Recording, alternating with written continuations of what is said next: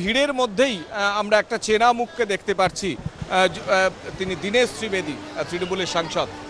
আমরা দেখতে পাচ্ছি একদম প্রতিমার কাছে ভক্তিভরে প্রণাম করছেন। দীনেশদা, আজকে প্রথমেই জিজ্ঞেস করবো যে কি কি ঠাকুর দেখলেন, কোথায় দেখলেন এবং পুজো পরিকল্পনা কি আপনার? দেখুন, আজ দুপুর অবধি আমার দায়িত্ব ছিল আমার কনস্টিটিউয়েন্সি। আজ দুপুর অবধি 4 দিন আমি কনস্টিটিউয়েন্সি থেকে। আজকে আমার নিজের সময়, আর নিজের সময় মানে আড্ডা। তাই জন্যে মেডেক্স স্কোয়ারে আমি প্রত্যেক বছর আসি।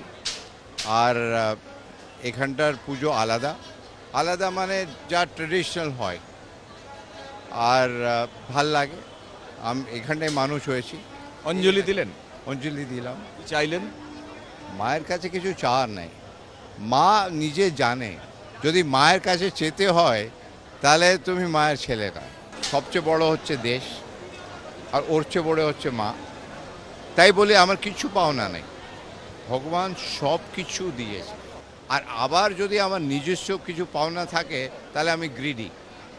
আজকে পাওনা আছে সোসাইটির জন্যে, যে আমরা নেক্সট জেনারেশন জন্য আমরা কি ছেড়ে যাচ্ছি।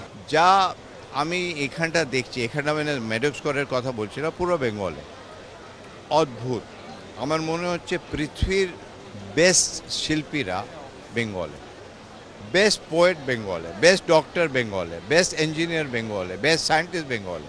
ওইটা আমাদের বজায় রাখা খুবই দরকার আছে। কোথায় না কোথায় আমার মনে হচ্ছে কোথায় না কোথায় ওইটা স্লিপ আপ হয়ে যাচ্ছে।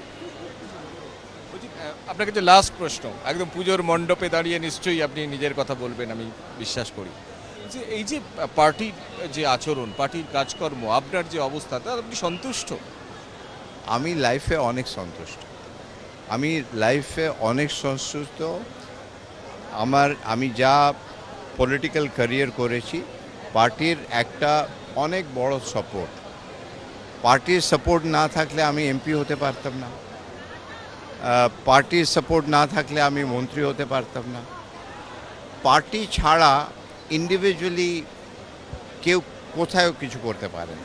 এইটা হচ্ছে একটা ফ্যামিলি। আর ফ্যামিলির মধ্যে অনেকবার হয়, একটা ফ্যামিলিতে হয় যে আমার এইটা বক্তব্য, আমি ভুল হতে পারি, পার্টি ভুল হতে পারে, কিন্তু একটা বড় পার্টি। আর সব সময় এক কথা আমি আগে থেকে বলি, যে আমি যদি মন্ত্রী হয়েছি থ্যাঙ্কস টু মমতা ব্যানার্জি, সোজা কথা, থ্যাঙ্কস টু পার্টি।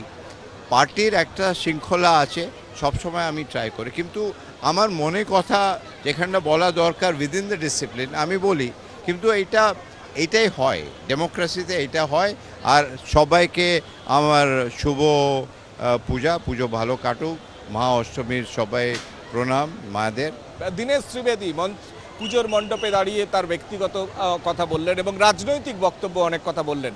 যে মেডেক্স স্কোয়ারের ছবিটা তোমায় বলছিলাম, বাইরে আড্ডা, ভেতরে এখনো পর্যন্ত প্রচুর মণ্ডপে মানুষের ভিড়, সেই মণ্ডপের মধ্যেই দীনেশ ত্রিবেদীকে আমরা পেয়ে গিয়েছিলাম।